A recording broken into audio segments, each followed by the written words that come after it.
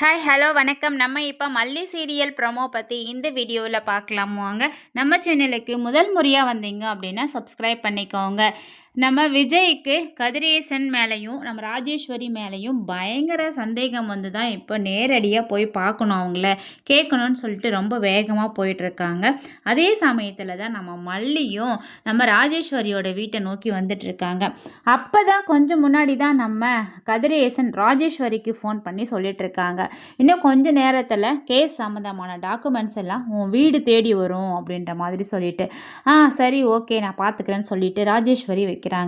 அப்பன்னு பார்த்து calling bell sound வந்ததும் அதை போயிட்டு டோர் ஓப்பன் பண்ண தான் தெரிய வருது நம்ம மல்லி வந்திருக்காங்கன்னு சொல்லிட்டு. மல்லியை பார்த்த உடனே பார்த்திங்கன்னா நம்ம ராஜேஸ்வரியும் ரஞ்சிதாவுமே கூட 2 பேருமே ஷாக் ஆகிறாங்க. ராஜேஸ்வரி சொன்ன மாதிரி நம்ம மல்லி மறுபடியும் வரும்போது உன் கழுத்தில் இந்த தாலி செயின் இருக்கக்கூடாது அப்படின்ற மாதிரி சொன்னாங்க. அதே மாதிரி நம்ம மல்லி பார்த்திங்கன்னா அந்த தாலி செயினை கழட்டி வைக்கல. ஸோ அவங்க ட்ரெஸ்ஸுக்குள்ளேயே மறைச்சிக்கிட்டு ஒரு சின்ன செயின் மட்டும் கழுத்தோட ஒட்டி போட்டுன்னு வந்துட்டுருக்காங்க.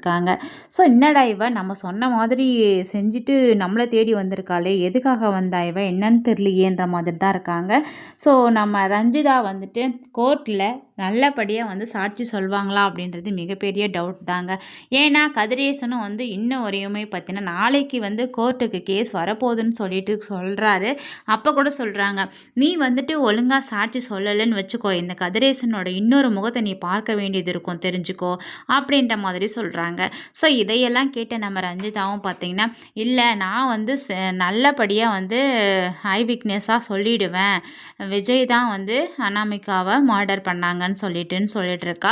ஸோ இது எந்த விதத்தில் சொல்லுவாங்கன்னு தெரில. கண்டிப்பாக கடைசியில் சொதப்படுறதுக்கான வாய்ப்புகள் நிறையா இருக்குது. அதே மாதிரி நம்ம விஜய்க்கும் அவர் வச்ச லாயருக்கும் வந்து ஒரு சின்ன ஆர்கியூமெண்ட்டும் நடக்க போகுது. அதாவது கோர்ட்டுக்கு கேஸ் வருதுன்னா அது சொல்லாமலே வந்து நீங்கள் இருந்திருக்கீங்க, இது எவ்வளோ பெரிய தப்புன்னு சொல்லிட்டு அவரும் பேச போகிறாங்க. வெயிட் பண்ணி பார்க்கலாம். தேங்க்ஸ் ஃபார் வாட்சிங்.